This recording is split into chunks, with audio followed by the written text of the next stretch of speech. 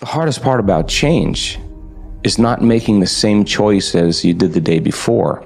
And the moment you decide to make a different choice, get ready, because you're going to feel uncomfortable. It's going to feel unfamiliar. There's going to be some uncertainty. You're not going to be in the known. You're stepping out into the unknown. You're doing something differently. And the body, which has been conditioned to be the mind, the servant is now the master. So the body loves the familiar known. It loves the same suffering. It loves the same pain. It loves the same unworthiness. It's been conditioned that way for years on end. It really is running the show. So the moment you step out into the unknown, the body goes, wait a second, I'd rather feel guilty than this feeling of the unknown because I can't predict my future. So the body starts influencing the mind, and then we start to hear this chatter in our head that says, well, I can start tomorrow, tomorrow's a better day. You really don't feel like it today. Why don't you just have one piece of cake? You're a loser. It's your parents' fault. It's your ex's fault. It's your culture's fault, whatever it is. And if we accept, believe, and surrender to that thought as if it's the truth, that's an old circuit in the brain. That thought will lead to the same choice, which will lead to the same behavior, which will create the same experience, which will produce the same feeling or emotion. The person says, well, this feels right to me. No, that feels familiar. Crossing the river of change, going from the old self to the new self, there is a neurological, a biological, a hormonal, a genetic death of the old self. Your every thought produces a biochemical reaction in the brain. The brain then releases chemical signals that are transmitted to the body, where they act as the messengers of the thought. The thoughts that produce the chemicals in the brain allow your body to feel exactly the way you were just thinking. So every thought produces a chemical that is matched by a feeling in your body. Essentially, when you think happy, inspiring, or positive thoughts, your brain manufactures chemicals that make you feel joyful, inspired, or uplifted. For example, when you anticipate an experience that is pleasurable, the brain immediately makes a chemical neurotransmitter called dopamine, which turns the brain and body on in anticipation of that experience and causes you to begin to feel excited. If you have hateful, angry, or self-deprecating thoughts, the brain also produces chemicals called neuropeptides that the body responds to in a comparable way. You feel hateful, angry, or unworthy. You see, your thoughts immediately do become matter. When the body responds to a thought by having a feeling, this initiates a response in the brain. The brain, which constantly monitors and evaluates the status of the body, notices that the body is feeling a certain way. In response to that bodily feeling, the brain generates thoughts that produce corresponding chemical messengers. You begin to think the way you are feeling. Thinking creates feeling, and then feeling creates thinking in a continuous cycle. This loop eventually creates a particular state in the body that determines the general nature of how we feel and behave. We will call this a state of being. For example, suppose a person lives much of her life in a repeating cycle of thoughts and feelings related to insecurity. The moment she has a thought about not being good enough or smart enough or enough of anything, her brain releases chemicals that produce a feeling of insecurity. Now she's feeling the way she was just thinking. Once she's feeling insecure, she then will begin to think the way she was just feeling. In other words, her body is now causing her to think. This thought leads to more feelings of insecurity. And so the cycle perpetuates itself. If this person's thoughts and feelings continue year after year to generate the same biological feedback loop between her brain and her body, she will exist in a state of being that is called insecure. The more we think the same thoughts, which then produce the same chemicals, which cause the body to have the same feelings, the more we physically become modified by our thoughts. In this way, depending on what we are thinking and feeling, we create our state of being. What we think about and the energy or intensity of these thoughts directly influences our health, the choices we make, and ultimately our quality of life. How would an abundant person think? Write it down, dude, and fire and wire those thoughts in your brain and install the hardware. Keep doing it with attention and intention. It becomes the new voice in your head. It becomes a software program. Then say, okay, how am I going to be in my life today? What would an abundant person, how would they behave?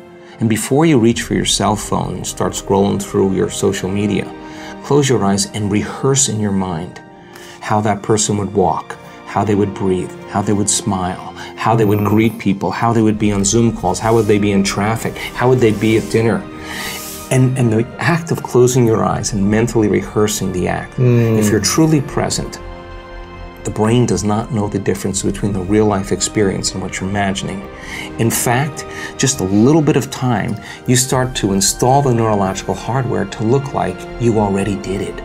Now the brain is no longer a record of the past, it's primed for the future. Keep doing it, keep rehearsing, no different than playing an instrument, no different than learning how to dance, no different than learning how to act or play a sport. Everybody's always rehearsing, right? The rehearsal process changes the brain to look like you've already done it, you've already experienced it. Now what's the essential part of that? The hardware is in place. Now all you gotta do is step into the footprint. Keep doing it, it becomes a software program. You start acting like an abundant person. Everything changes. Your energy changes, your mood changes, the way you walk, the way you breathe, your posture changes. You're out of the known, right? Yes. You gotta condition the body now emotionally into the future. Conscious thoughts, repeated often enough, become unconscious thinking.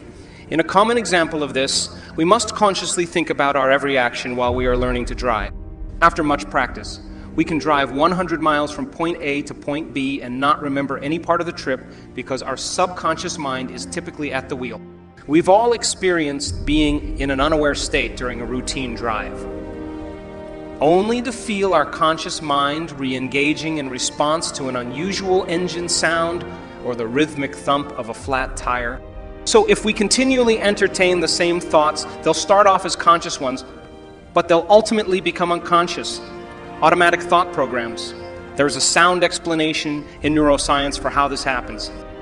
These unconscious ways of thinking become our unconscious ways of being, and they directly affect our lives just as conscious thoughts do. Just as all thoughts set off biochemical reactions that lead to behavior, our repetitive, unconscious thoughts produce automatic, acquired patterns of behavior that are almost involuntary. These behavioral patterns are habits, and most surely, they become neurologically hardwired in the brain. It takes awareness and effort to break the cycle of a thinking process that has become unconscious. First, we need to step out of our routine so we can look at our lives. Through contemplation and self-reflection, we can become aware of our unconscious scripts. Then, we must observe these thoughts without responding to them so that they no longer initiate the automatic chemical responses that produce habitual behavior. Within all of us, we possess a level of self-awareness which can observe our thinking. We must learn how to be separate from these programs, and when we do, we can willfully have dominion over them. We can exercise control over our thoughts. In doing so, we are neurologically breaking apart thoughts that have become hardwired in our brain. Since we know from neuroscience that thoughts produce chemical reactions in the brain, it would make sense then that our thoughts would have some effect on our physical body by changing our internal state. Not only do our thoughts matter in how we live out our life, but our thoughts become matter right within our own body. Thoughts matter. Out of their belief that thoughts are real and that the way people think directly impacts their health and their lives, these individuals saw that their own thinking processes were what had gotten them into trouble.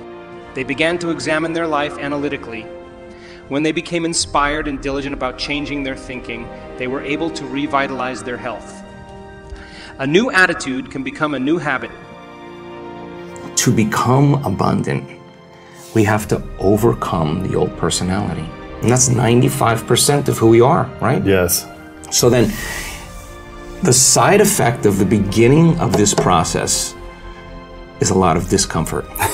It is a lot of discomfort because you're stepping outside the known into the unknown, and now you can't predict. It's scary. No, you'd rather hold on to your lack. The pain, the suffering. Rather tell the story of that. At least it makes you feel something that's familiar. When you step outside and you're saying, I'm not going to complain about money any longer. I'm not going to complain about I don't have any. I'm not going to judge other people who do. I'm not going to say I can. I'm not worthy. It's never going to work. All those things got to go. I'm not going to feel lack. I'm not going to feel unworthy. I'm not going to feel separation. I'm not going to feel resentment. These are the things that are keeping my reality the same. Now it's no longer about abundance, about who you become.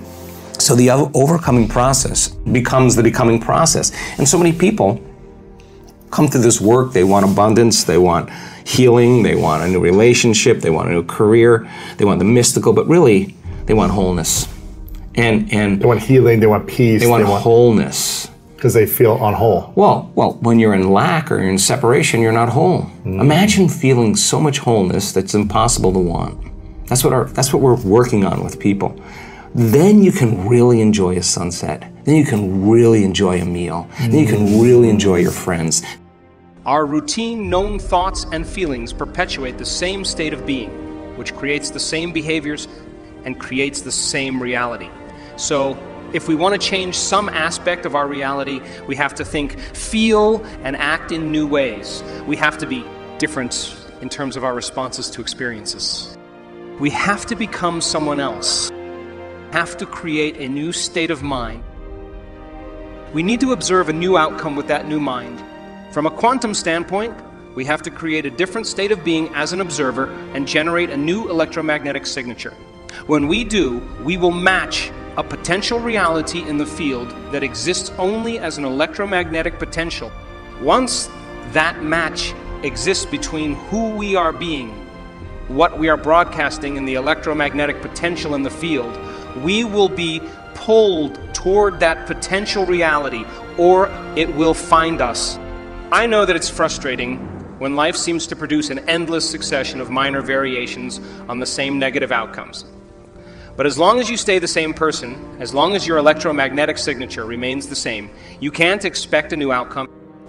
To change your life is to change your energy, to make an elemental change in your mind and emotions. If you want a new outcome, you will have to break the habit of being yourself and reinvent a new self. What do your state of being and a laser have in common? A laser is an example of a very coherent signal.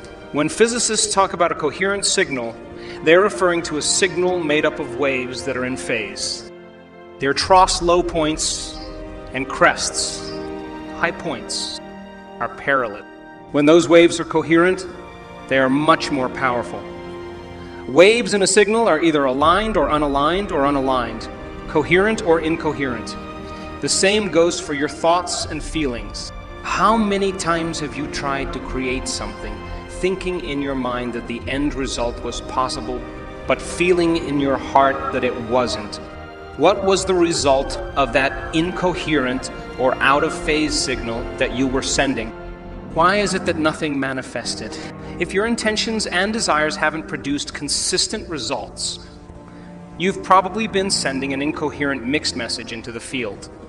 You may want wealth, you may think wealthy thoughts, but if you feel poor, you aren't going to attract financial abundance to yourself. Why not? Because thoughts are the language of the brain, and feelings are the language of the body. You're thinking one way and feeling another way. And when the mind is in opposition to the body, or vice versa, the field won't respond in any consistent way. Instead, when mind and body are working together, when our thoughts and feelings are aligned, when we are in a new state of being, then we are sending a coherent signal on the airwaves of the invisible. Now, let's fill in another piece of the puzzle. To change our reality, those outcomes that we attract to ourselves have to surprise, even astonish us in the way in which they come about. We should never be able to predict how our new creations will manifest. They must catch us off guard.